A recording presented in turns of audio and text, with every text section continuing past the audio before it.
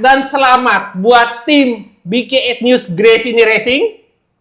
Pastilah dong, karena mereka itu kemarin extraordinary.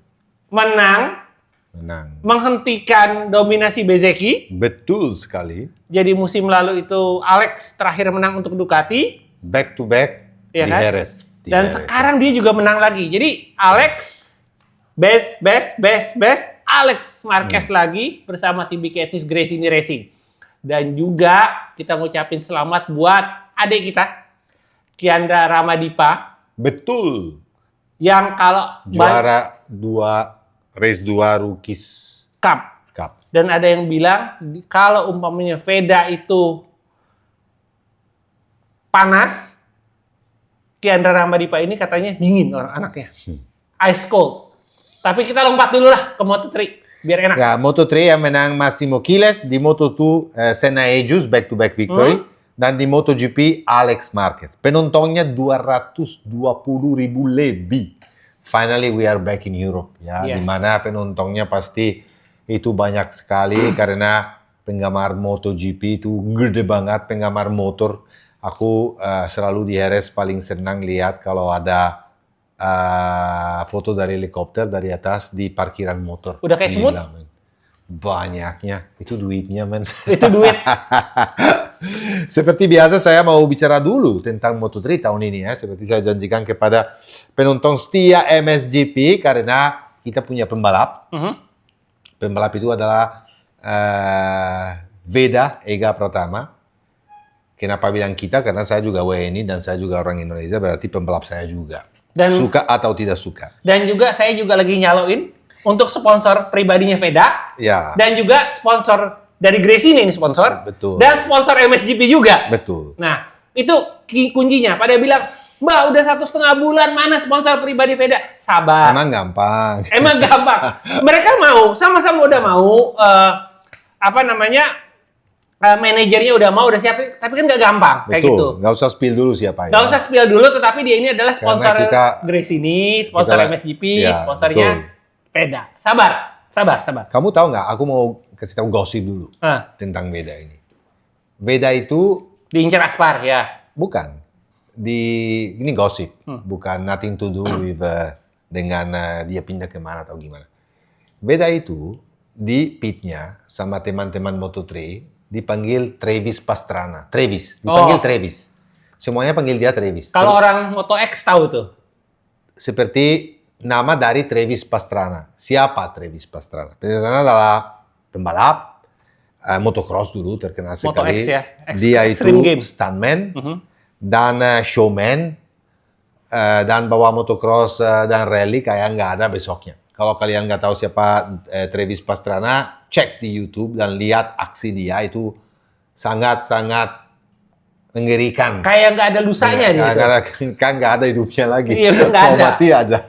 Ya dia udah patah di mana-mana. Kenapa Veda dipanggil Travis? Karena katanya di pit bilang ini anak-anak rada-rada dalam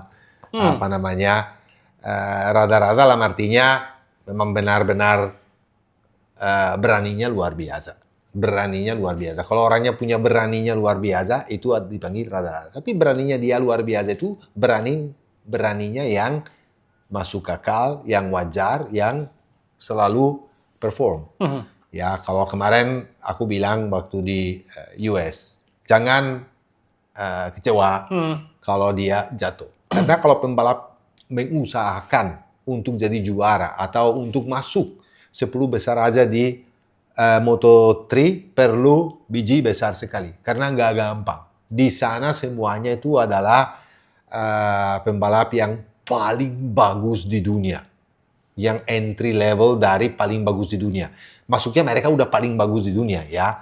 Of course di atas mereka ada pembalap Moto2 dan ada pembalap MotoGP. Tapi ini adalah 3 kategori. Ini adalah kategori yang paling top di dunia ya.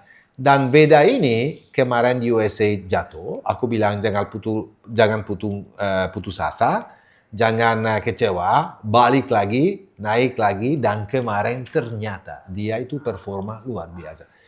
Meskipun hari Jumatnya dia ada rada sulit untuk ketemu setupnya, untuk ketemu pace-nya yang cukup bagus, dan dia harus lewat dari Q1. Q1, tapi di Q1 dia berhasil, meskipun di kualifikasi terakhir dia tuh start dari P17, tapi guys dari P17 dia selesai di P6, di mana di lap terakhir dia punya fight yang sangat-sangat menarik lawan Carpe, bukan pembalap kaleng-kaleng, di mana dia kalah posisi nggak apa-apa, tapi dia selesai 6 besar. 10 poin. Bagus sekali saya bilang. Karena apa? Dia itu tunjukin bahwa dia itu never give up. Meskipun start dari belakang, meskipun struggle weekend kemarin, tetap aja dia pede.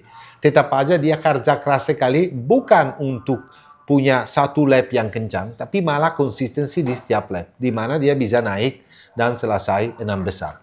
Menurut saya sangat baik dan sangat bagus. Dengan prestasi kayak begini, sekarang di klasemen sementara dia adalah di posisi nomor 6, dengan 37 nilai, 53 nilai di bawah Massimo Chiles. Oke lah, guys. Kalau kalian punya harapan bahwa tahun ini dia bisa jadi juara dunia, itu nggak masuk akal. Kenapa nggak masuk akal? Karena di Moto3 ini adalah pembalap-pembalap yang udah punya pengalaman 1 tahun, punya tim yang super kuat, yang mereka siap untuk step up di Moto2. Nah, salah satunya adalah Massimo Chiles. Massimo Chiles kemarin lakukan race yang sangat fantastis menurut saya. Dia itu berdominasi dari free practice, kualifikasi sampai main race. Dia awal-awalnya coba kabur. Dia tuh pintar sekali, dia tahu bahwa nggak bisa. Dia tunggu 2-3 lap terakhir untuk bikin gap dikit dan menang. Massimo Chiles adalah muridnya dari Marquez Brother. Ya, wajar ya. Dan dia itu adalah calon pembalap Moto2 tahun depan. Tetap dengan CF Moto Aspar Team. Kenapa? Karena Aspar Team punya 2 talenta tahun ini di Moto2. Satunya adalah David Alonso. Dan satunya lagi adalah Daniel Olgado. Kebetulan 2 pembalap ini akan pindah di MotoGP tahun depan. Dan tidak ada masalah. Tidak masalah karena Aspar itu investasi di pembalap bukan dari Moto3. Mereka tuh kejar mereka dari kecil. Iya, dari masih bocah banget. Dan tahun ini mereka punya juga 2 pembalap yang luar biasa. Satunya Massimo Chiles, jelas. Dan satunya lagi adalah Marco Morelli. Marco Morelli rookie juga, selesai di posisi 4 dan juga extraordinary. Jadi guys, Veda ini harus lawan macang semua.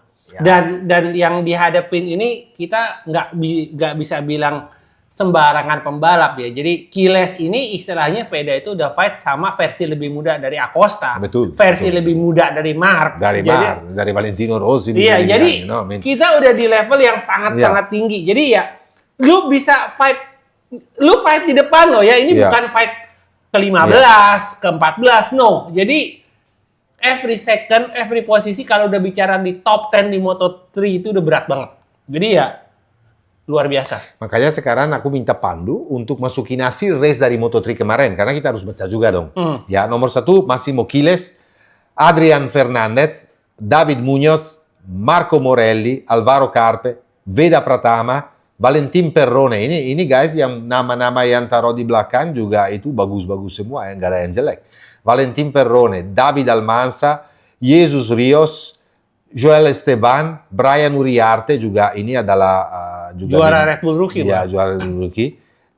Dan O'Gorman, Hakim Dani Shaja, orang Malaysia itu meskipun dia fight tahun lalu dengan Veda di Rookies Cup, tapi dia tetap selesai di belakang.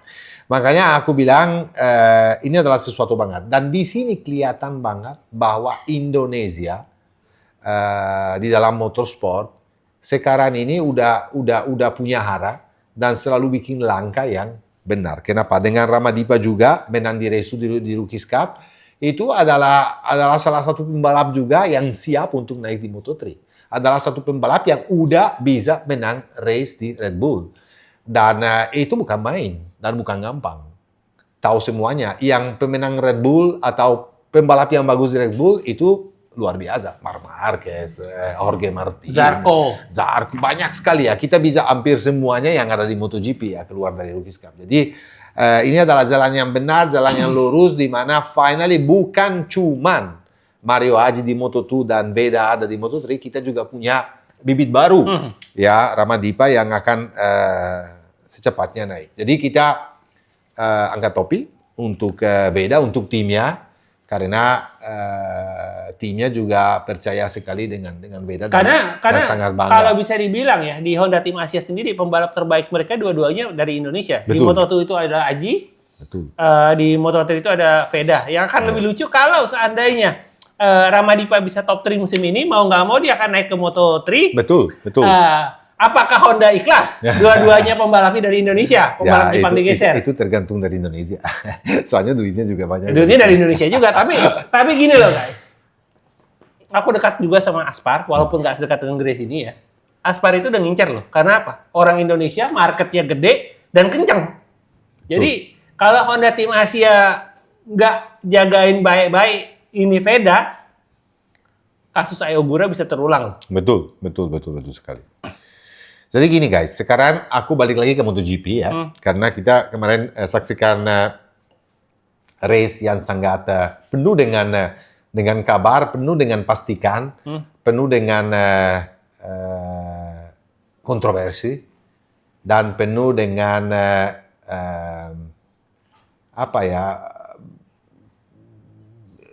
penuh dengan race yang seperti lagi di sprint race yang sangat jadi lottery. Iya. Karena kita nggak tahu siapa yang menang gara-gara kondisi cuaca.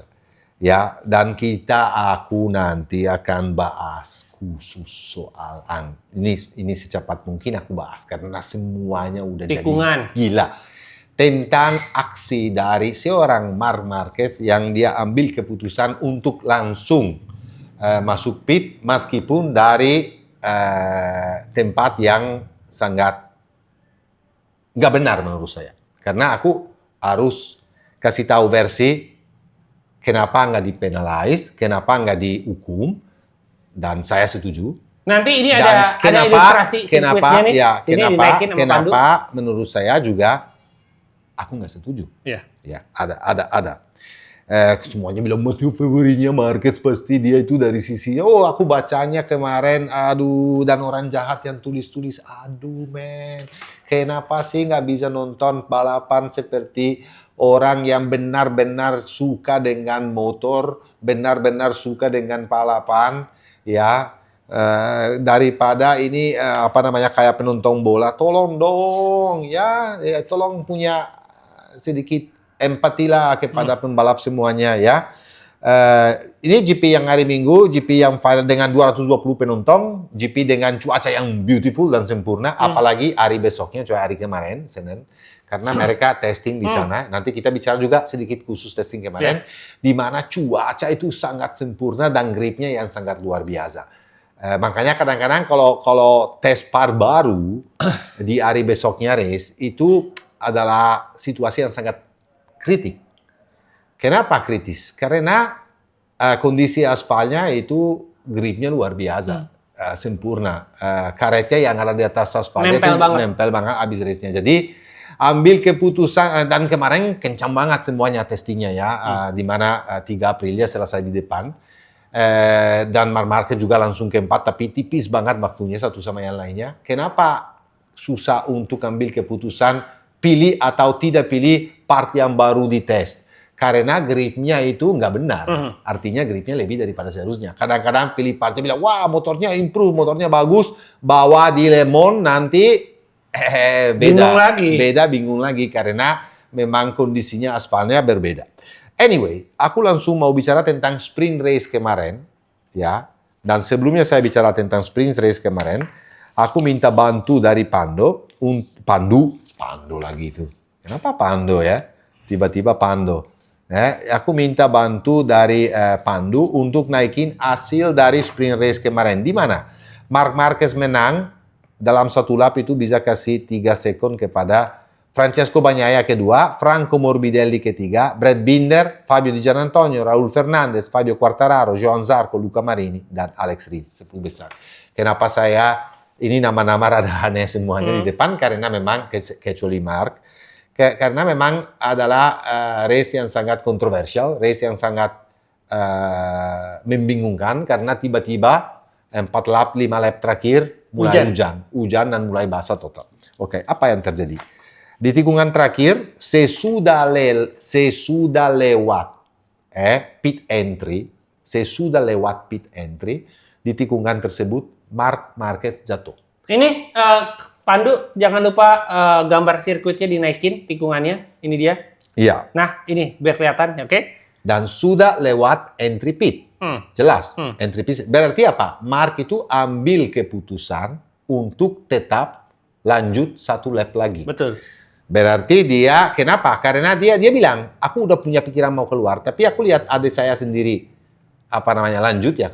Biasanya pembalap begitu. Ya, biasanya pembalap selalu ikut yang di depan. Meskipun seharusnya Marc dengan pengalamannya dia keluar aja.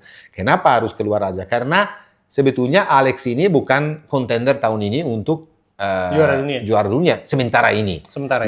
Yang kontender itu adalah Marco Bezzecchi. Ya, seharusnya dia ikutin. Dia nggak tahu apa yang Marco Bezzecchi lakukan karena ada di belakang, tapi seharusnya dia ambil keputusan. Oke, dia ngambil keputusan, dia jatuh.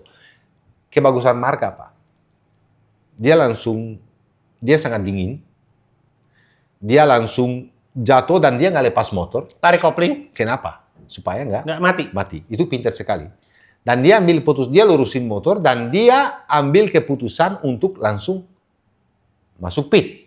Dia nggak mikir. Ya, kalau itu adalah aksi akan disanksi nanti atau apa, pokoknya dia punya keuntungan. Gas aja dulu. Keuntungan dia adalah bahwa dia jatuh di situ, dia bisa langsung masuk pit. Dan sial juga dia karena jatuh. Ya, bisa dilihat dari dua sisi ya. Dia ambil keputusan, dia tunggu dulu, suruh semua orang lewat dulu biar nggak bahaya untuk orang lain. Dia masuk dan ganti motor, keluar dan dia menang. Oke. Kenapa nggak disanksi? Nomor satu karena peraturannya jelas. Kan ada regulasi. Regulasi bilang bahwa tidak boleh injak garis dalam. Yang dia injak garis luar. Nggak ada peraturan soal ini, konyol. Sebetulnya salah menurut saya. Menurut saya. Secara logika salah. Kenapa? Karena seharusnya peraturannya jelas. Luar dalam nggak boleh dilindas. Dan kalau mau masuk pit, harus masuk dari yang pintu belakang sini, ya pit entry. Yeah. Bukan dari mana aja. Yeah. Tapi Simon Crawford nggak salah. Guys. Karena peraturannya nggak jelas, nggak ada yang bilang nggak boleh masuk dari situ. Dan Marc masuk. Dan dia lihat, peraturannya bilang, nggak ada peraturan bilang nggak boleh potong, nggak ada peraturan, nggak ada. Ya jadinya, ya boleh. Boleh. Meskipun saya pribadi tidak setuju.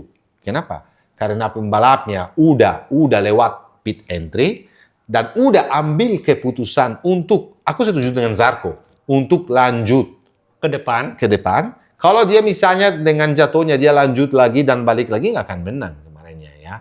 Jadi dia dapat keuntungan juga dari situ. Tetapi ya kalau peraturannya itu di atas kertasnya nggak ada ya Simon Crawford nggak bisa. Dia pinter. Dia bilang, wah, daripada aku dikomplain, mendingan saya ambil keputusan sesuai dengan peraturan. Peraturannya itu bilang bahwa boleh. Ya udah. Mungkin di depan akan peraturan yang lebih jelas. Dan harus dibikin peraturan sama seperti sekarang saya mau bikin panas deh orang di rumah, biarin aja. Iya. Waktu Rossi itu potong tikungan es terakhir di Assen itu ya dia menang karena dulu nggak ada peraturan. Iya. Nggak ada peraturannya, dia benar. Kalau sekarang dia lakukan atau siapapun yang lain lakukan hal kayak begitu, pasti dikasih penalti. Pasti. Motong jalur. Marquez saja kemarin sama Pedro Acosta disuruh turun satu posisi, dikasih posisi. Nah itu dia. Gara-gara nggak ada apa-apanya, apalagi kalau potong tikungan, betul nggak? Rossi sama Gibernau, zaman dulu dia dorong Gibernau sampai belanja keluar. Itu kalau dilakukan sekarang, wah itu udah bukan black flag lagi, betul. Rainbow flag. Tapi kalau zaman dulu tuh nggak salah. Kenapa nggak salah? Karena nggak ada peraturan itu. Lebih panas lagi nih. Iya. Aku mau bikin lebih panas lagi. Zaman dulu, musim 2002 sampai 2006, Valentino Rossi itu punya ban khusus. Dicetak oleh Michelin, hasil data free practice 1, 2, 3. Ya kan? Teknologi namanya C3M. Lalu Rossi dia doang dapat ban untuk dibalap di hari Minggu. Melanggar nggak? Enggak, karena aturannya nggak ada. Betul. Nah, tetapi sekarang kalau kayak begitu, udah pasti nggak boleh. Ya, Itu dia. makanya kita kasih contohnya bukan soal panasin kalian antara Rossi sama Marquez, tetapi memang ambil keputusan ini karena peraturannya sebetulnya nggak ada dan peraturannya salah. Menurut saya salah. Aku setuju dengan Zarco. Peraturannya salah, tapi harus dibenerin supaya nanti besok-besok nggak akan terjadi lagi Seperti hal-hal ini. yang seperti ini. Itulah guys, pentingnya membaca term and condition sebelum melakukan sesuatu. Betul. Aku rasa kayaknya Mark itu kalau masuk supermarket atau restoran juga dia baca semua itu. Tapi guys, PNC-nya saya itu. bilang satu ya, aku angkat topi sama mentalnya dia. Banyak pembalap kalau jatuh, mereka muter-muter, bingung dulu ngapain. Dia tuh bisa langsung, waktu jatuh, tarik kopling, langsung naik, pikir apa yang harus dilakukan, suruh semua orang lewat, masuk dalam pit, ganti motor dan menang race karena memang kecepatan dia. Ya, memang nggak normal. Di kondisi basah itu nggak ada satupun yang bisa lawan kecuali mungkin Zarco. Karena dia itu di kondisi basah punya extra feeling di mana dia itu berdominasi total sampai dia bisa tangkap kembali Pecco dan ditinggalin kayak begitu. Dia lewat Pecco kayak nggak ada siapa-siapa di track ya. Gimana ya guys, mau juga bilang apa? Angkat topi juga ya. Nanti kita loncat-loncat antara antara race sama sprint ya. Kita bahas semuanya. Dan satu lagi, Bez di main race, Alex Marquez di main race menang, Bezzecchi kedua, Dija ketiga. Dan aku mau bicara sedikit tentang Pecco sebelum kita baca dan masukin hasil. Kenapa dia kemarin retire? Trouble. Dia trouble sama persis kayak Jorge Martin di sprint race. Rem itu jadi overheat.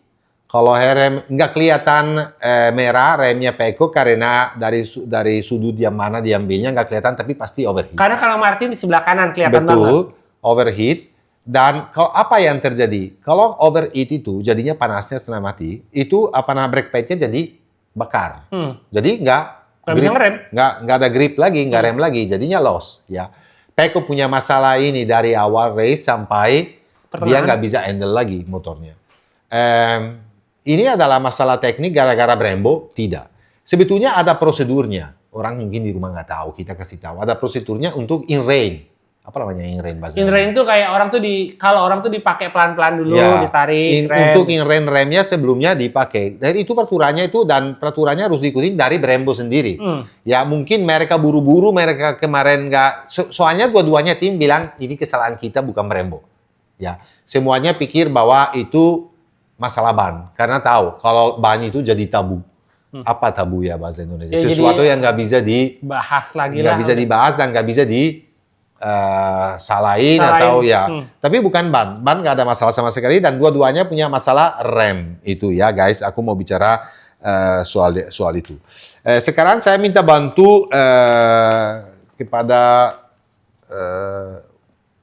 Pandu untuk masukin hasil dari main race hari Minggunya, di mana Alex Marquez menang dengan BK8 Gresini Racing MotoGP, Marco Bezzecchi kedua, Fabio Di Giannantonio ketiga, Jorge Martin keempat, Ayogura kelima, Raul Fernandez, Johan Zarco, dan kita harus bicara khusus Zarco nanti karena dia menurut saya lakukan weekend yang super. Enea Bastianini juga top. Fermin Aldeguer kita nanti bahas khusus karena ini perlu dibahas. Pedro Acosta, Brad Binder, Franco Morbidelli, Luca Marini, Fabio Quartararo, Joan Mir, Alex Rins, Diogo Moreira, Jack Miller, Razgatioglu, dan Augusto Fernandez. Yang nggak selesai race adalah Francesco Bagnaia dengan problem yang saya udah bahas tadi. Lorenzo Savadori karena nggak fit gara-gara ditabrak toprak hari sebelumnya di sprint race. Dan Marc Marquez juga nggak selesai gara-gara jatuh di tikungan nomor 11. Oke guys, sekarang kita lanjut. Mungkin sebelum lanjut kita minta bantu dari Pandu untuk masukin klasmen sementara World Championship di mana Bezzecchi memimpin dengan 101 poin. Ya, Bezzecchi mimpin dengan 101 poin.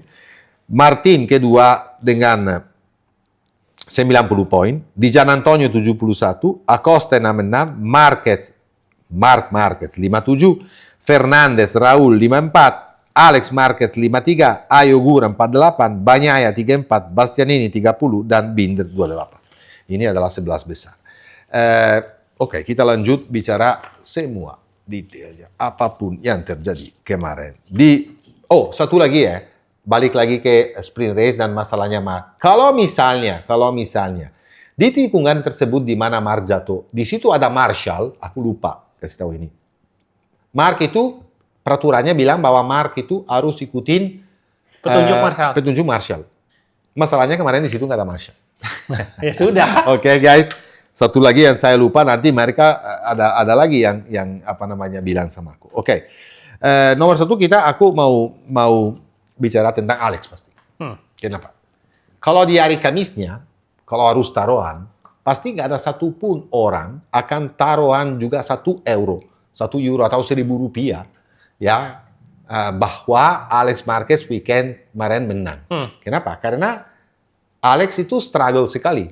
Awal season ini sangat sulit bagi dia. Karena dia dia dari GP24 ke 26. loncat ke 26. 26 itu adalah mix antara 25 sama 26 sama yang baru ya.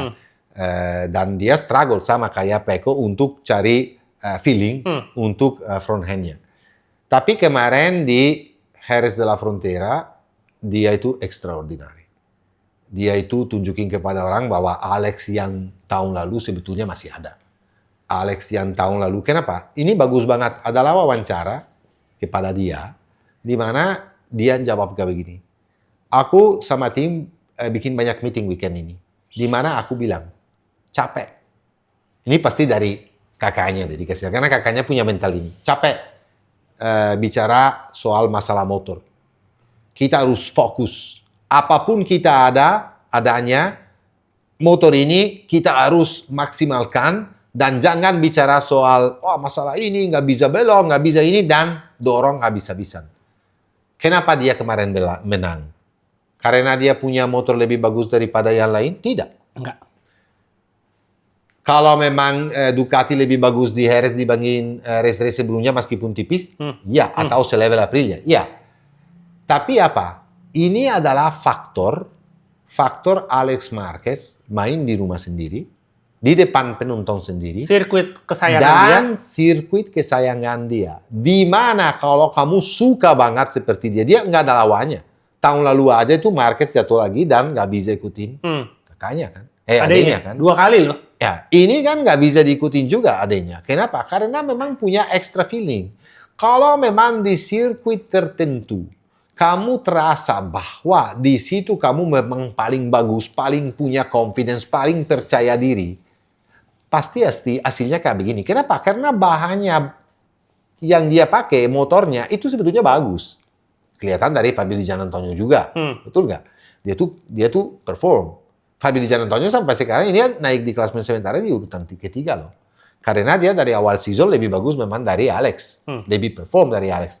Dan mungkin kita berharap bahwa dengan hasil kayak begini, timnya Gresini sama Alex itu punya balik confidence, PD-nya balik lagi untuk masih fight untuk championship karena dia ini masih banyak race-nya loh. Iya, masih banyak. Masih punya kesempatan. You di race guys nggak pernah tahu apapun yang bisa terjadi. Kayak kemarin di sprint race. Siapa bisa prediksi bahwa sprint race bisa jadi kayak begitu?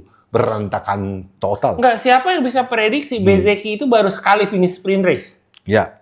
Gila loh. Betul itu sekali. Bahaya loh. Siapa bisa prediksi bahwa Franco Morbidelli bisa naik podium? Lalu bisa jadi ini, motivational speaker. Ya betul. Dia tuh bilang sesuatu yang bagus sebetulnya. Dia bilang bahwa di hidup, yang saya selalu juga suka tulis hashtag never give up. Itu hashtag never give up adalah moto dari hidup saya. Bukan baru dari waktu balap, tapi dari umur saya kecil sekali. Dari waktu mama saya meninggal juga dan saya umurnya baru 18 tahun. Aku di situ adalah switch mentality di mana apapun yang terjadi pasti ada sesuatu yang lebih baik lagi bisa terjadi kepada kita. Dan Franco Morbidelli membawa topik itu. Dia bilang sama orang-orang yang ada di rumah, orang-orang yang lagi struggling, orang-orang lagi nggak pede, orang-orang yang nggak punya apapun, orang-orang yang sangat down. Jangan down, karena satu hari akan ada kesempatan juga untuk kalian untuk naik down, ya. Seperti Franco bilang, saya juga, aku sangat down karena performa saya jelek sekali. Tapi kemarin aku dengan keuntungan juga punya kesempatan untuk naik podium lagi. Dan ini adalah sesuatu yang sangat jujur bagus. Jujur aja, Franco Morbidelli itu adalah jujur ya guys ya, gitu loh. Kalau kalian ketemu pembalap paling ramah itu Franco Morbidelli betul. Paling dia ramah loh ya. Baik banget orangnya. Sangat ramah, itu mungkin bisa dibilang nomor 1. Betul. Oke. Menurut saya nomor 1, bro. Dia nomor 1 loh. Kalau kita bicara Martin, forget it. Forget it itu. Martin, forget it. Forget it. Apalagi orang bilang Franco mau diganti sama Bulega. Sorry ya guys, Bulega itu sangat gak ramah loh. Iya, betul. Selain itu juga yang sosok gak lebih bagus yang dari satunya Morbidelli lagi yang gak terlalu ramah sebetulnya adalah Pedro Acosta ya, bro. Itu rada tergantung moodnya. Tergantung mood. Aku pernah wawancara dia, orangnya kalau dia asik-asik tapi balik lagi. Iya, tergantung dia hasilnya dan gimana. Kalau Franco mau hasil bagus, mau hasil jelek, nyengir aja udah. Dia tetap aja ya. Sama kayak juga ada beberapa pembalap. Ya ini ya, nyengir. Guys, kemarin Ducati menang. Ya, tapi jangan senang dulu. Jangan senang dulu karena Aprilia itu mengerikan. Tuh enggak? Kenapa mengerikan? Di 6 posisi pertama ada 4 Aprilia. 2 Ducati. Di track di mana? Sebetulnya bukan favorit tracknya Aprilia dari dulu. Pernah Alex Espargaro menang tahun 2021 ya? Iya, 2021. Ya. Tapi itu adalah extraordinary karena dia juga senang banget dengan tracknya dan hari itu memang. Tapi dan sejak itu Aprilia nggak pernah perform di sini sebetulnya. Sekarang ini semua orang bilang kita harus lihat nanti balik di Jerez, saya salah satunya value-nya dari Aprilia sendiri kayak gimana ya, value-nya itu adalah tinggi sekali. Kemarin aja di testing Jerez, sorry bukan Valencia, tadi bilang Valencia. Di testing Jerez itu 1, 2, 3 Aprilia. Ya, nomor 1 Hayogura, nomor 2 Raul Fernandez, nomor 3 Marco Bezzecchi. Jadi guys, hati-hati. Ya, nanti aku akan bahas apa yang terjadi di tesnya dan kenapa level semuanya ini sama. Ini bukan Aprilia lebih bagus daripada Ducati. Udah selevel. Cuman technically mereka tuh punya basic setup, especially apalagi dengan ban medium, di mana lebih gampang untuk setiap track cari setupnya yang pas banget. Itu yang kelebihan dari Aprilia. Dan kelebihan dari Aprilia, mereka mau banget jadi juara dunia tahun ini. Dan mereka itu harus ambil kesempatan ini. Di mana Marc Marquez lagi struggling, di mana juga Ducati yang lain selain Marquez itu konsistensi. Meskipun Dija lebih konsisten daripada tahun lalu, tapi aku nggak lihat konsistensi Dija ini untuk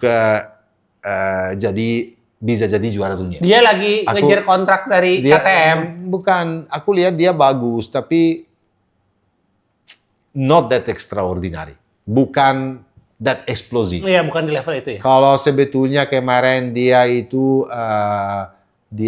bagus banget, seharusnya dia selesai di posisi nomor 2. Tapi masalahnya Dija apa? Di start. Di start dia selalu jelek banget. Dan dia harus kembali. Kejar. Dan kejar itu banyak juga habis. Jadi susah. Ya, dia harus belajar startnya yang lebih bagus sampai balik lagi kepada Alex. Ya, mudah-mudahan kita berharap dia bisa dari sekarang perform minimal sama seperti musim lalu. Marco Bezzecchi pinter sekali. Dia tuh bikin kesalahan di sprint lagi, tapi kesalahan yang sangat wajar, beda dari yang lain. Ini kesalahan karena kondisi track memang dengan slick itu sulit banget, banyak sekali yang jatuh, bukan cuma dia. Lagi leading jatuh. Semuanya jatuh. Ini jadi nggak bisa. Tapi dia di main race itu pinter. Dia lihat bahwa Alex itu punya kelebihan. kelebihan adalah bahwa dia adalah hari yang sempurna bagi Alex. Karena dia suka banget tracknya, dia lagi dapat feeling dengan motornya, dia lagi on banget dengan timnya, dan dia tahu kalau aku mendorong lebih, mungkin Marco punya kelebihan. Seperti Alex masih punya kelebihan sebetulnya. Karena Alex menurut saya nggak dorong 110%. Dia cuma 95%. Kenapa? Kelihatan bahwa setiap kali Marco mau dekatin dia jauhin. Setiap kali Marco jauh, dia turun. Ya. Jadinya dia masih punya margin. Tapi menurut saya juga Marco Bezzecchi punya margin. Kalau Marco Bezzecchi mau ambil keputusan kemarin untuk bilang, oke, I give everything, dan aku mau coba usahakan untuk tangkap, mungkin kemungkinan jatuh itu besar. Tapi untuk apa dia harus lakukan ini? Tidak perlu. Kenapa? Marquez sudah jatuh. Betul nggak? Martin di belakang. Lawan-lawan dia di championship di belakang semua. Alex jauh. Ya, dia pinter. Wah, ini adalah kesempatan. Kesempatan untuk kantongin 20 poin yang bersih. Tanpa harus ambil risiko. Dan ini harus hati-hati, guys. Sebetulnya antara yang calon nomor 1 sekarang, yang rival apa ya? Lawannya yang nomor 1 untuk Marco Bezzecchi adalah Jorge Martin. Karena bedanya cuma 11 poin. Dan ada bedanya antara dua pembalap ini. Menurut saya, kalau kita bicara talenta ya, mungkin Jorge Martin lebih besar daripada Marco. Kenapa? Karena Jorge Martin ini adalah pembalap yang langsung bisa kencang. Kalau hasilnya Marco ini adalah hasilnya dari kerja keras sekali tahun lalu. Di mana dia seperti step by step, dia bagus. Dia punya talenta, bukan pembalap jelek. Sama sekali tidak. Tapi nggak se-eksplosif ini. Tapi Marco dengan kondisi mental kayak begini, dengan dia dekat sekali sama timnya, dia itu jadi situasi ini bikin dia pede banget. Jadi akan sulit sekali untuk Jorge Martin. Tapi Jorge Martin itu tahun lalu bisa dibilang nggak pernah balap. Tahun ini di Aprilia ini baru, tapi udah bisa perform kayak begini. Iya. Kemarin dia sial waktu spring. Kalau enggak dia poinnya juga bisa lebih dekat lagi ya. Jadi Marco adalah pembalap yang kerja keras dan punya talenta untuk dapat level. Kalau Jorge Martin adalah pembalap yang lebih eksplosif, karena punya skill yang lebih. Makanya ini akan menarik sekali sampai akhir tahun untuk lihat siapa yang antara dua ini bisa jadi juara dunia. Meskipun jangan lupa bahwa bukan berarti karena jatuh Marc Marquez ini di luar championship. Karena sama Marc itu kamu nggak pernah tahu. Nomor 1, Marc ini kemarin bikin kesalahan. Kesalahan besar sekali. Kenapa? Dia tuh kencang banget sebetulnya. Dia mau ikut adenya. Adenya luar biasa. Dia overtake Marc di tempat yang di sisi yang biasanya enggak seperti diri sendiri. Kenapa? Karena dia di braking, di mana Marc itu biasanya strong banget, dia pede banget, dia braking dan masuk. Menurut aku, lihatnya cara Marc itu nggak lawan sama sekali di situ. Dikasih pintu terbuka. Kenapa? Karena Marc mungkin tahu. Bukan mungkin, Marc tahu bahwa di track ini Alex itu paling bagus. Jadinya Marc maunya apa? Ikutin adanya. Coba usahakan ikutin adanya sedekat mungkin. Supaya paling minimal bisa selesai race di depan Bezzecchi dan makan poin. Cuman di tikungan tersebut aku udah lihat dan berulang kali. Di mana kecepatannya kelihatannya sama, angle kelihatannya sama, semuanya kelihatannya sama, tapi Marc tiba-tiba kehilangan depannya. Tapi guys jangan lupa, mereka itu udah ada di limit banget. Kalau misalnya udah 1 km per jam lebih cepat daripada yang di depan, bisa jadi akibatnya, bisa jadi kenapanya dia jatuh. Dan selain itu, Marc itu punya riding style beda sekali dari Alex. Alex itu flowing. Kalau Marc sangat agresif. Marc itu lebih suka masuk terus lurusin motor lebih cepat untuk keluar lebih bagus. Tapi kemarin itu menurut saya dia sedikit terlalu agresif. sedikit terlalu lebih kencang daripada seharusnya, mungkin cuma 1 km per jam di mana dia lost front. Itu adalah kesalahan besar. Kesalahan besar sekali kemarinnya. Itu dia nggak bisa buang race kayak begini. Sekelas dia, selevel dia, sepengalaman dia menurut saya. Kenapa? Karena championship ini masih panjang sekali. Tapi kalau dia mulai membuang race kayak begini terus. Ini agak aneh. Lupakan. Iya, agak aneh. Mark itu udah 2 kali buang main race. Iya, betul. Lalu apa namanya? Bezzecchi 3 kali sprint race. Ingat loh guys, kayak waktu Jorge Martin juara 2024 itu dia sama sekali nggak buang poin sama sekali. Dan loh. menang. Dan itu yang ngebikin Pecco kehilangan 2024 Betul. karena terlalu banyak buang-buang. Ya. Kesannya nggak alah sprint, Ya. alah nggak bisa. Tapi problemnya sekarang beda, bro. Kalau zaman dulu Pecco punya motor jauh lebih bagus ya. Maksudnya tim sama Ducati. kayak Martin tapi tim resmi, Iya, tim iya. Ducati. Kalau ini sekarang ini tim factory atau Ducati ini bukan lebih daripada Enggak Aprilia. juga. Jadinya tuh harus hati-hati karena lawannya bukan cuma Marco Bezzecchi. Kalau dulu kita bicara fight championship antara 2 orang. Sebelumnya antara Pecco sama Quartararo, 2 orang. atau Pecco sama Jorge Martin, atau Mark sama enggak sih ada siapapun Iya. karena tahun lalu dia tuh.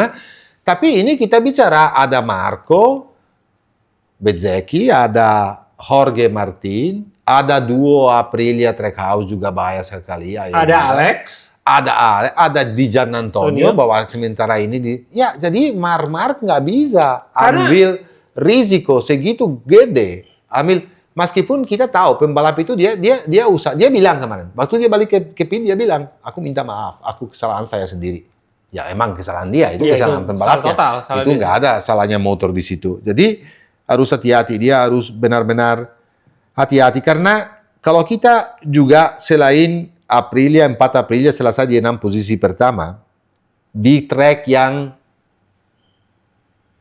nggak cocok sama Aprilia sebetulnya, kalau kita lihat dari masa belakang. Dan satu lagi, podium Espargaro itu tahun 2022, bukan 2021. Satu lagi adalah di Construction Championship yang nomor 1 Aprilia. Di Team Championship nomor 1 dan nomor 2 Aprilia. Nomor 1 dengan Aprilia Racing, nomor 2 dengan Aprilia Trackhouse. Dan di klasmen sementara di pembalap, di Championship pembalap nomor 1 dan nomor 2 itu adalah Aprilia. Hati-hati. Kita harus baca data ini, bro. Benar gak? Betul. Kita harus baca data ini. Dan ngomong-ngomong data-data, kalau lo mau beli aparel motor dari mulai jaket, helm, sarung tangan, sepatu untuk daily, untuk race ataupun untuk apapun juga, lo bisa langsung belanja di Rider Spot. Oke, ini Rider Spot, ini toko online-nya, lo bisa pakai dapat special price kalau pakai promo code MSGP. Jadi lo bisa belanja online di sini. Oke, ini jauh lebih murah daripada belanja di marketplace. Lebih baik langsung ke sini, atau kalau mau lu bisa langsung ke Rider Spot Sedayu di daerah Kelapa Gading ataupun Rider Spot Selatan di daerah Pondok Indah Gandaria. For your information, Rider Spot adalah toko aparel terbesar di Indonesia, memegang berbagai macam merek baik impor Italia, Jepang maupun dari lokal. Oke guys, jadi gue tunggu semua lu belanja di Rider Spot special price dengan kalau online promo code MSGP. Oke? Lanjut. Makanya karena Mark lagi bikin banyak kesalahan, itu Aprilia harus ambil kesempatan ini. Harus ambil. Dan mereka ambil kesempatan ini. Karena kalau dilihat dari race kemarin, Marco Bezzecchi sangat pintar dan Jorge Martin nggak beruntung aja di sprint. Oke? Jadi ini adalah kesempatan besar untuk Aprilia jadi juara dunia menurut saya ya. Dan balik lagi ke Bezzecchi, dia juga adalah orang yang sangat fokus tahun ini. Semua orang, aku pernah juga nonton adalah nggak berapa minggu yang lalu atau 10 hari yang lalu, aku lupa. Ada wawancara kepada Valentino Rossi, di mana ditanyakan kan, menurut kamu gimana Marco? Aku nggak pernah seumur hidup lihat Marco Bezzecchi karena adalah muridnya Rossi ya di range, sefokus ini. Marco lagi fokus banget. Marco lagi kerja keras sekali, bukan cuma di track, tapi di rumah juga. Marco di rumah itu latihannya tuh nggak pernah bolong. Dia itu kalau juga datang ke range untuk latihan di motor selalu mau menang, selalu fokus, selalu kencang sekali. Dan semua kerjaan ekstra keras ini dari Marco Bezzecchi, di mana Massimo Rivola dan Bonera selalu bilang bahwa di track mereka suruh dia pulang kalau malamnya, karena dia mau stay lihat semua apapun yang tim lakukan di motornya. Dia tuh pembalap yang pertama datang paginya, pembalap yang terakhir pulangnya. Ya, semua fokus ini adalah cuma satu, kemauan besar sekali dari Marco Bezzecchi untuk jadi juara dunia. Karena dia belum pernah loh ya. Dan dia punya kesempatan ini asal nggak bikin kesalahan. Kalau di sprint itu dia kemarin nggak bisa selalu menang. Dia harus mengerti bahwa kadang itu dapat poin aja. Kalau nggak, sekarang ini udah bisa jauh banget loh. Iya. Kalau belum jauh, meskipun jauh, kalau belum jauh gara-gara dia itu bikin kesalahan. Tapi kemarin cerdas. Dija. Dija selesai di posisi ketiga. Dia 3 di klasmen sementara. Dia sekarang punya konsistensi jauh lebih bagus daripada tahun-tahun sebelumnya. Dia tuh sangat improve konsistensinya. Banyak sekali yang mau dia sekarang. KTM sama ada beberapa tim juga, Honda juga yang cari tahu ya. Tapi dia harus mulai menang. Kalau dia mau jadi calon juara dunia, meskipun dia tuh nggak terlalu jauh nilainya, dia harus mulai menang. Yang saya lihat dia masalahnya tadi ulang lagi di start. Dia startnya selalu jelek. Dan selain itu dia harusnya lebih agresif. Kadang-kadang dia harus ambil risiko sedikit lebih tinggi. Kadang-kadang untuk overtake dia tuh agak ragu. Rada lama. Jadinya kemarin sih dia cepat overtake Martin. Tapi biasanya dia rada lama dan sampai grupnya di depan udah bikin gapnya. Di MotoGP nggak bisa lagi punya gapnya, bro. Nggak bisa lagi start dari belakang. Kenapa? Karena level sangat tinggi semuanya dan banyak itu kalau kamu dorong daripada seharusnya, apalagi race panjang ya, karena itu cepat habis. Jadi kalau Jorge itu luar biasa lagi.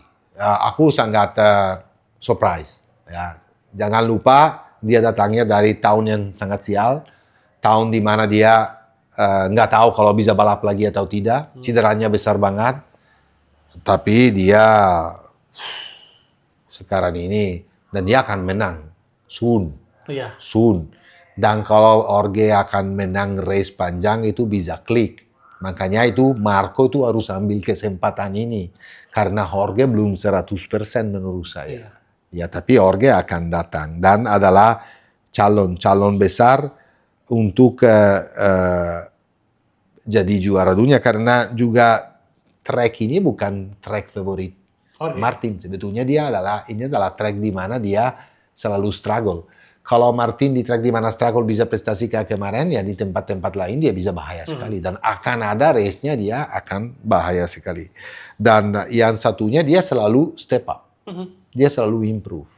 Makanya Marco Bezzecchi harus lebih fokus kepada Jorge daripada Marc, karena masalahnya paling besar adalah di dalam tim sendiri. Itu dia. Sayang sekali bahwa untuk tahun depan mereka harus split. Ya, karena ini timnya ya, masalahnya gini, sebetulnya tim Aprilia kuat banget. Tim itu Aprilia punya inovasi, apalagi di aerodinamik, itu selalu extraordinary. Bisa bilang juga kadang lebih daripada Ducati. Aprilia itu fokus banget untuk jadi juara dunia. Ambil sekarang ada 2 tim ya. Meskipun Trackhouse itu adalah tim sendiri ya. Trackhouse itu adalah tim sendiri dengan duit sendiri, dengan sponsor sendiri, dengan owner sendiri. Tetapi datanya yang mereka dapat itu lebih komplit dibanding tahun lalu. Tahun ini pembalapnya sangat fokus dua-duanya dan tahu bahwa punya kesempatan. Jadi Aprilia benar-benar bahaya, bro. Aprilia benar-benar dengan Jorge juga. Jorge tahu dia punya kelebihan ini dan Orge akan usahakan keras sekali supaya bisa jadi juara dunia dan tinggalin timnya seperti dia lakukan kepada Ducati di tahun lalu. Ya, Pramac betul. Selain Orge, kita harus bicara dengan Ai Ogura. Ai Ogura adalah satu pembalap lagi yang extraordinary, yang sangat kuat, yang dia harus, di mana Ai Ogura harus improve adalah di kualifikasi. Dia harus start lebih depan. Soalnya kalau dia di race panjang, apalagi terakhir beberapa, dia selalu paling kencang. Kenapa? Dia pintar sekali untuk memanage ban sama kayak Besten ini. Dan selain itu punya riding style itu sangat halus, di mana bannya memang nggak kemakan.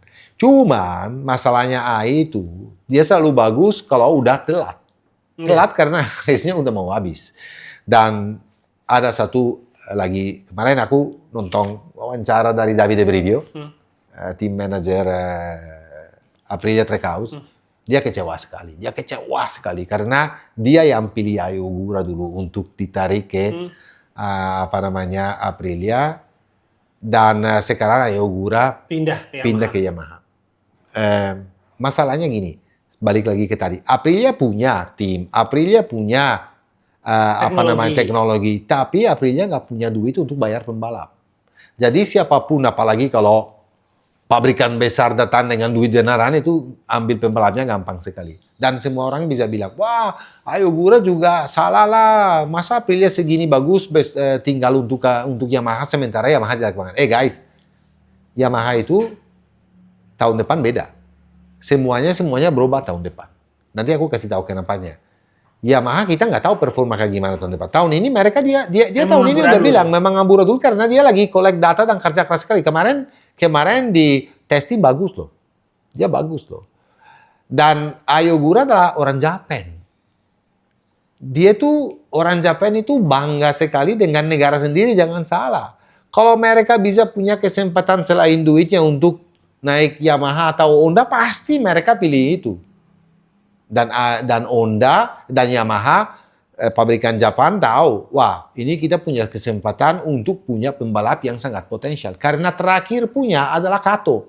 Almarhum Kato. Dan dia meninggal. Di Gresini. Selain Kato ya adalah Arada, adalah Nakano, adalah beberapa pembalap. Tapi terbaik yang masih bisa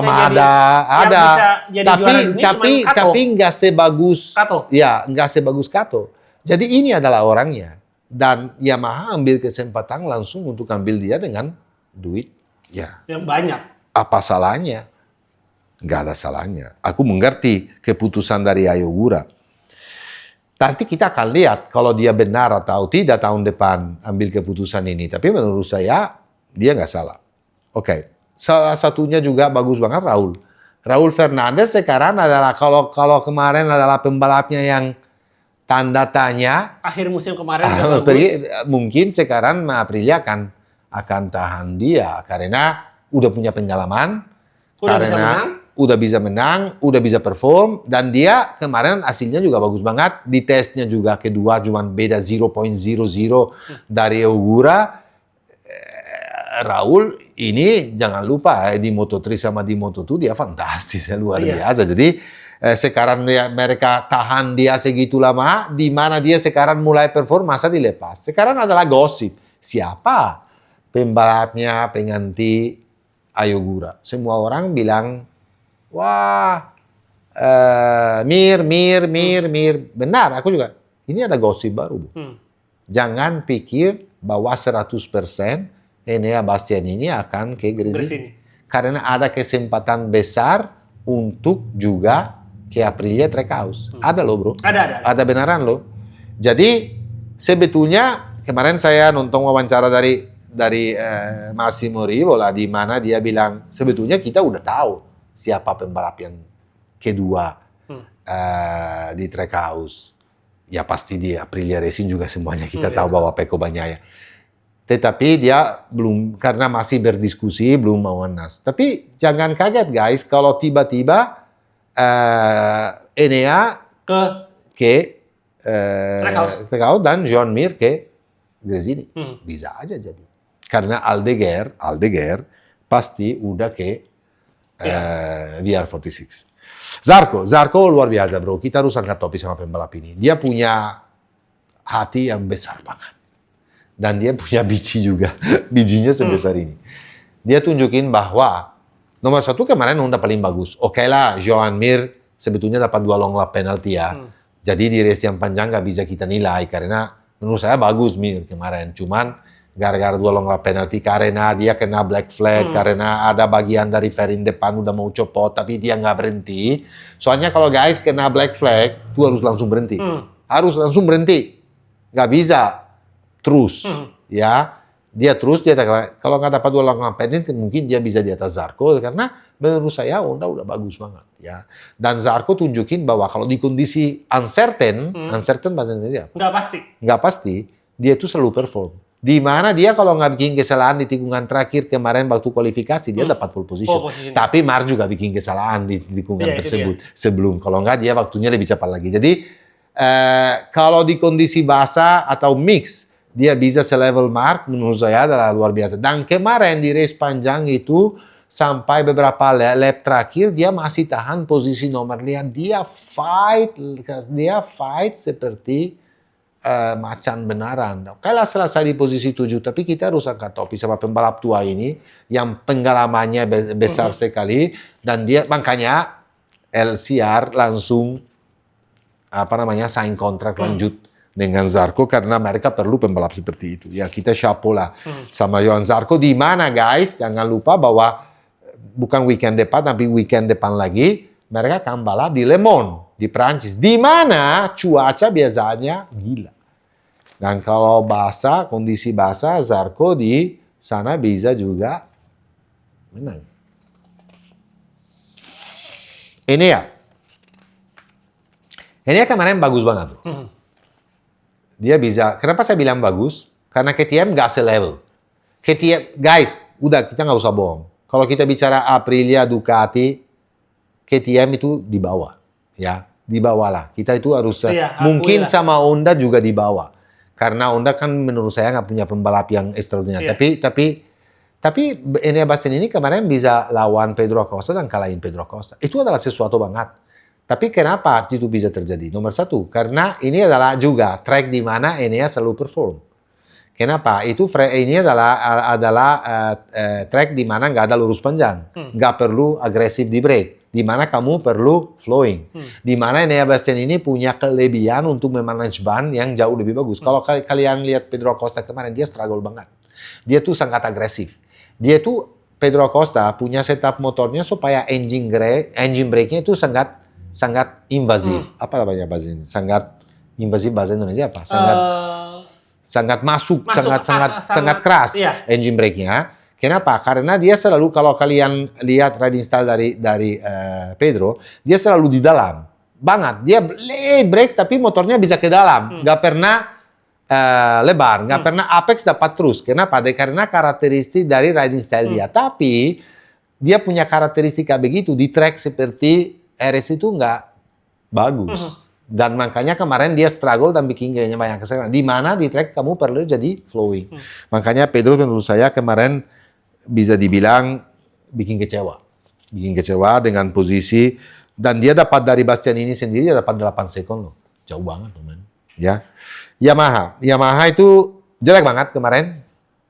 14 dengan Quartararo dan selesai. Ini adalah data yang penting. 29,5 detik dari Alex. Itu jauh banget. Jauh banget. Dan tahun lalu dia itu dapat pole. Tahun lalu dia di sini serasa di urutan nomor 2 dengan 4-cylinder online. Ya, kalau dia waktu balik ke pit marah banget. Dia bla bla bla bla bla. Yamaha udah nggak tahan lagi sama dia. Lo marah-marah tahun depan juga pindah.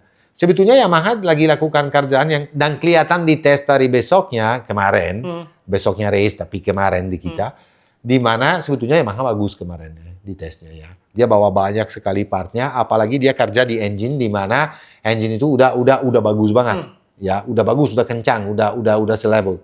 Ya jadi menurut saya bukan berarti karena Yamaha lagi perform kayak begini berarti tahun depan jelek banget. Jangan salah itu. Aku nggak yakin. Dan pembalapnya juga bagus karena dia tahun depan punya Jorge Martin, dia punya Ogura, dia punya Toprak. Toprak itu bagus loh. Waktu kondisinya mix kemarin atau basah, waktu di testing itu dia kencang banget. Dia bisa jadi ketiga ya. Iya, Jadi iya, jangan salah bahwa jangan raguin Toprak. Toprak itu tahun pertama dia lagi dapat pengalaman dia penyesuaian dulu. Betul. Karena dia dari bawa Superbike Betul. ke MotoGP itu secara bentuk motor mirip tapi karakter beda. Sementara kalau lu dari Moto2 ke MotoGP, lu nggak ada reference point. Jadi ketika lu ada reference point itu yang sulit. Makanya kadang-kadang orang bilang lebih baik ngambil rookie sekalian daripada pembalap yang pindah motor, pindah tipe gitu loh. Betul. Jadi Toprak lagi penyesuaian. Yang terakhir aku mau jawab kepada satu member kita, satu subscriber kita, bukan member, subscriber kita, di mana juga dia ada pertanyaan kemarin kepada saya di Instagram. Dia bilang, Matteo, aku fansnya Marc Marquez, tapi aku rada kecewa dengan cara balapnya tahun ini. Kenapa dia bisa begitu? Nomor satu ada. Orang selalu bilang, Matteo pasti besok bawa alasannya bahwa Marquez itu nggak 100%. Marquez kemarin di tesnya bikin wawancara ditanya gimana kondisi fisik. Sekarang udah balik hampir normal kayak di 20-25. Dia bilang gini. Dan aku bisa jawab sesuatu. Mark ini itu sebetulnya bukan stres. Dia nggak stres sekali. Sama sekali tidak ada. Mark ini lebih stres tahun lalu daripada tahun ini. Di mana dia pengen banget jadi juara dunia. Dengan motor yang berbeda. Untuk 9 kali. Ya. Mark ini mungkin karena dia nggak jelas, nggak pernah, meskipun menurut saya akan lanjut 1 tahun lagi sama Ducati, karena Ducati maksa banget, karena Ducati perlu. Tapi Mark ini kayaknya udah, selain dia akan usahakan juga, dia akan coba. Tapi cobanya bukan seperti tahun lalu, di mana tahun lalu dia harus hati-hati, di mana tahun lalu di race yang di mana nggak mau ambil risiko, dia nggak mau jatuh, dia nggak ambil risiko. Tapi sifatnya Mark itu sebetulnya sifatnya kemarin adalah all in, all or nothing. Dia mau nikmati, dia mau coba, dia mau dorong. Tapi dengan risiko dia bisa jatuh. Dari satu sisi saya bisa mengerti, karena dia udah puas mencapai lah. semuanya, udah dia capai puas semuanya. lah. Puas lah guys. Aku bilang dia belum keluar. Dia jangan underestimate, jangan pikir bahwa dia nggak akan bisa jadi juara dunia. Tapi dia akan usahakan ala Marquez, menurut saya. Jadi, udah 9 kali juara dunia, udah menang banyak sekali, udah balik dari neraka ke surga, udah punya duitnya, udah nggak usah Hitung lagi. dibahas lagi, dihitung lagi. Maunya apa lagi dari dia sih guys? Udah punya umur, udah punya pacar, udah pengen punya keluarga, ya kan bisa mengertikan semuanya ini. Ayo dong. Ya enggak? Tapi kita lihat aja ya, kita nanti akhir tahun kita bicara lagi soal ini. Aku cuma jawab kayak begitu. Soalnya apapun yang saya jawab soal market itu, haters itu akan habisin aku. Enggak, untungnya di channel gua 90% fansnya Mark, jadi aman. Oh, kalau saya dihabisin, bro. Kalau gua aman. Tapi tahu nggak saya peduli apa? Zero. Karena gini guys, Karena aku bilang lah, kalau dia salah aku bilang. Aku nggak pernah. Dia salah kemarin. Dia seharusnya nggak, itu masuk pit kayak begitu juga saya nggak setuju. Aku setuju sama Zarco, tapi kalau peraturannya kayak begitu mau gimana? Kalau dia kemarin jatuh dan dia nggak mikir championship itu salah menurut saya. Ya terus mau gimana? Mau gimana lagi? Mau apa lagi kalian? Ya? Jadi gini, aku juga ngasih penjelasan guys. Jadi kalau ada yang nanya kenapa sih gosip pembalap agak seret, lagi sibuk ngurusin sponsor sama hak siar MotoGP kan mereka ini ya. Jadi belum ada pengumuman, belum ada, masih ditunda karena memang Liberty Media sama tim pembalap itu lagi negoin banyak hal guys. Jadi istilahnya, Mbak lo nggak nanya, orang pasti ngomong, kita ini ada urusan penting loh guys, gitu loh. Makanya semua pengumuman pembalap itu masih ke hold. Betul. Termasuk seperti Dija udah pasti ke VR, belum tentu loh. Betul.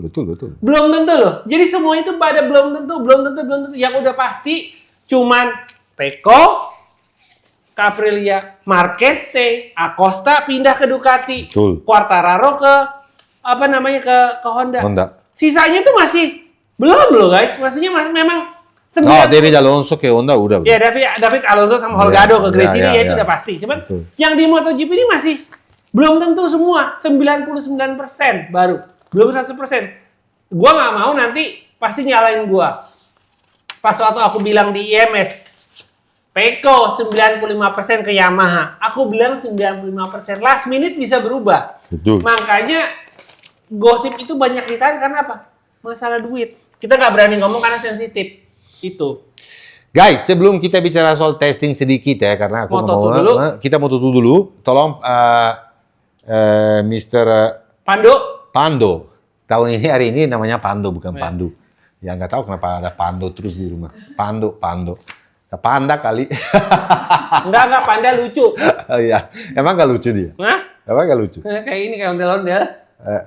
Oke, Pandu, tolong masukin klasmen dari Moto2, di mana Senna Ajus menang, orang Australia dengan Liqui Moly Dynavolt Intact GP, back-to-back race, ya, dia menang di USA dan menang di sini juga. Manuel Gonzalez, urutan kedua, teammate-nya dan leader championship sekarang ini. Colin Bayer, fantastic bro, ya, karena tahun kedua dan performa kayak begini. David Alonso keempat dengan, dia sebetulnya bisa menang, tapi ya, nanti kita bahas. Ya, Celestino Vietti kelima, Daniel Munoz, Izan Guevara, Tony Arbolino, Alex Eskrich, Ivan Ortola, ini adalah, dan Daniel Olgado kita harus mention karena dia ada juga ada salah satu calon juara dunia di nomor 11. Yang data yang paling lucu adalah aku nggak mention Mario Aji karena unfortunately dia jatuh lagi.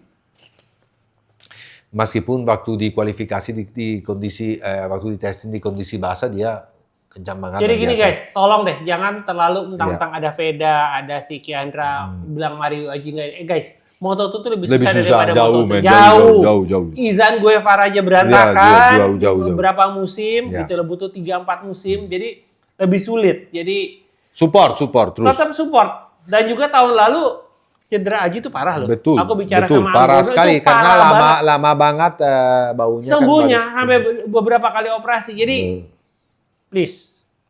Yang data yang paling lucu adalah bahwa 4 pembalap pertama semuanya pakai WP, suspensi depan. WP. Dan yang Bosco Scuro pakai Öhlins. Meskipun Celestino Vietti startnya jelek, tapi terakhir lap-lap terakhir lebih cepat daripada yang depan semua. Jadi menurut saya ini bukan data yang harus benar-benar dipantau karena Öhlins itu kita tahu semua bahwa level MotoGP dan pasti bagus.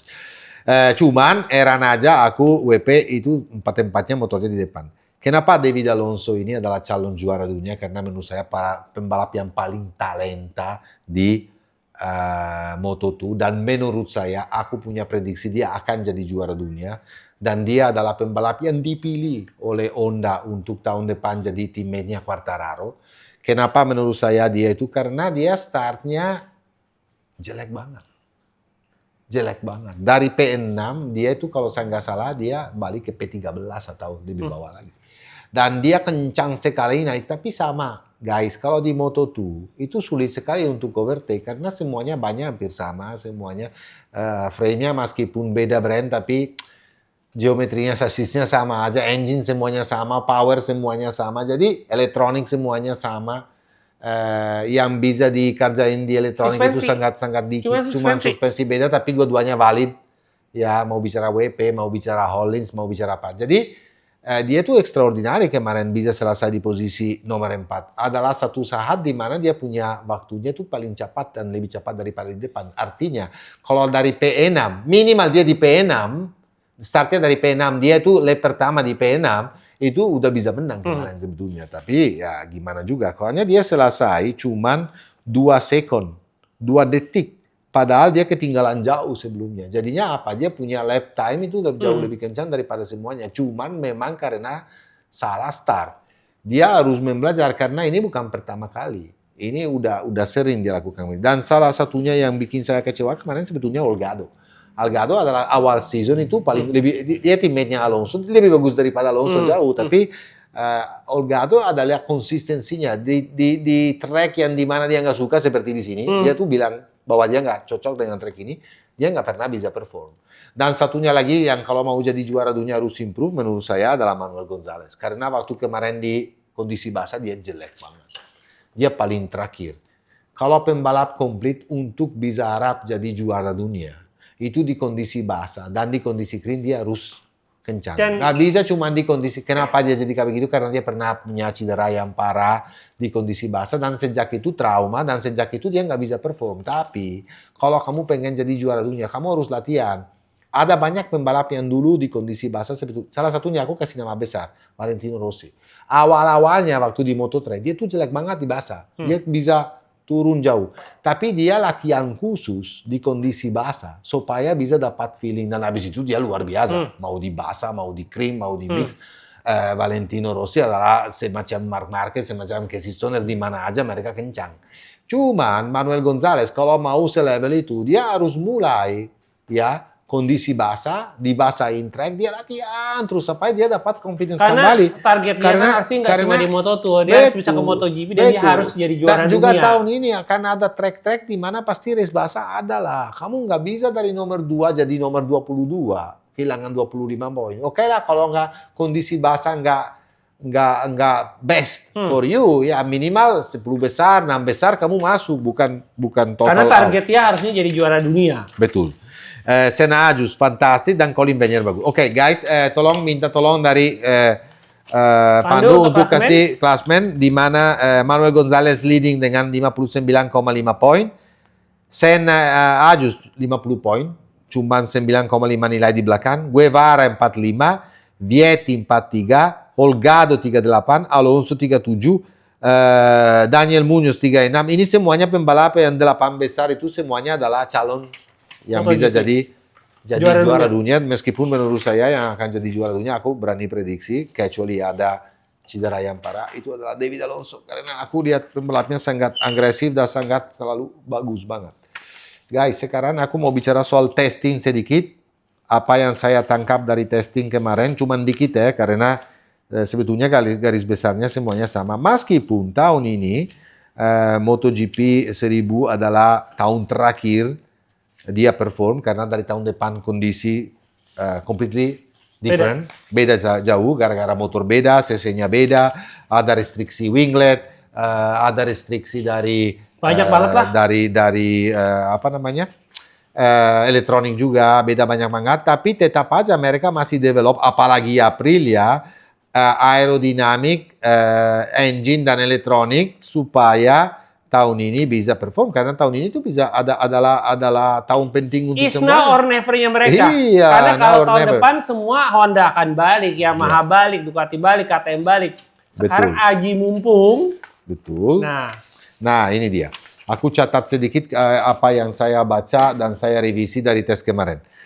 Aprilia kemarin punya bagian belakang atau buntutnya yang sangat aneh, kayak UFO. Itu untuk apa? Ada kayak 2 antena. Sensor itu. Itu sensor. Untuk apa itu? Itu untuk dipasang pada motor Savadori doang ya. Dia yang tesnya, di mana tampaknya merupakan uji dinamis yang dirancang untuk mengubah inersia motor. Aku baca yang saya tulis. Sehingga dapat mencoba berbagai konfigurasi dan mengevaluasi dampaknya terhadap kelincaan atau manuver dari motornya. Jadi mereka, ini ya saya tulis. Aku ulang lagi ya, aku dapat data ini ya. Kenapa mereka pakai buntut yang aneh itu, Aprilia? Itu artinya apa? Mereka pakai kayak 2 antena untuk mengukur segala macam data supaya mereka bisa mendapat handling dan flow-nya dari yang ini dan handling-nya yang lebih bagus supaya motor lebih lincah. Ya karena kita tahu bahwa dia improve banget dari tahun-tahun sebelumnya Aprilia, tapi masalahnya front hand-nya sangat berat untuk manuver di dalam track yang tertentu. Meskipun improve jauh sekali, masih mereka mau perbaiki karena mereka punya kesempatan tahun ini untuk masih jadi juara dunia. Segaris besarnya semua fairing dari motor kemarin yang kelihatan ada yang beberapa perubahan, tapi semuanya hampir sama. Hampir sama. Kecuali Aprilia yang bikin something sedikit berbeda daripada yang lainnya. Dan satu data yang juga bagus banget dari suara engine tuh suaranya semuanya sama. Kalau termasuk Yamaha. Iya. Yamaha sebetulnya kemarin di testing itu beda, engine-nya lebih powerful, lebih kencang, dan Quartararo ke-7 loh. Suaranya engine sama. Artinya suaranya engine apa? Jadi performance range dari bawah bagian torque sama bagian atas, suaranya sama semua, engine sama. Berarti apa? Mereka udah selevel. Kalau dulu engine Ducati sound-nya berbeda, sekarang engine motor yang lain sama persis dengan Ducati. Artinya apa? Mereka tutupin gap tersebutnya. Iya. Udah nggak ada gap lagi di engine. sama. Pengapiannya semuanya sama dan range-nya dan rev-nya sama. Kenapa bisa dilakukan ini? Karena motor-motor yang lain punya konsesi. Mereka udah lebih mengerti elektronik, udah lebih mengerti setupnya, dan jadinya hampir sama. Termasuk KTM juga. Kalau KTM dulu malah beda banget, tapi sekarangnya semuanya sama. Jadinya udah level sangat tinggi. Dan di aero juga banyak percobaan di aerodinamik karena mereka semuanya masih mau coba jadi juara tahun ini. Ini aku yang saya tangkap dari tes kemarin. Hari ini, hari Rabonya, sorry bukan hari ini, besok atau hari ini juga saya lupa. Tapi besoknya saya tahu ada tesnya dengan non-factory rider, tapi cuman tester. Itu untuk 850 cc atau untuk motor yang 2027 dengan prototipe yang baru semuanya turunkan tes di Valencia. Nanti kita akan belajar hasil dari tes tersebut, di mana aku ingatin lagi peraturannya totally different. CC-nya 850. Kenapa mereka pilih 850? Karena waktu mereka pernah turun di 800, itu motornya terlalu ekstrem. Rev-nya terlalu tinggi dan terlalu ekspensif. Jadinya kan mereka belajar bahwa antara 1000 dan 800 keputusan yang paling wajar adalah di 850 cc. Selain itu aerodinamik dikurangin, ukurannya juga lebih berbeda. Dan aku lihat kemarin Ducati dari Piro yang turun dan motor-motor yang lain seperti Aprilia, mereka dan KTM, mereka kelihatan jauh lebih kepada similar kepada motor yang sebelum-sebelumnya ya. Jadi lebih kecil dan lebih ramping. Bukan berarti mereka akan lebih pelan, akan awalnya lebih pelan pasti waktunya dibanding yang hari ini. Tapi jangan lupa mereka punya range untuk improvement gede banget. Dan selain itu handlingnya pasti jauh lebih bagus daripada sekarang, karena akan lebih pendek, aerodinamik lebih sedikit, beratnya lebih enteng, dan manuvernya lebih gampang. Jadi saya sangat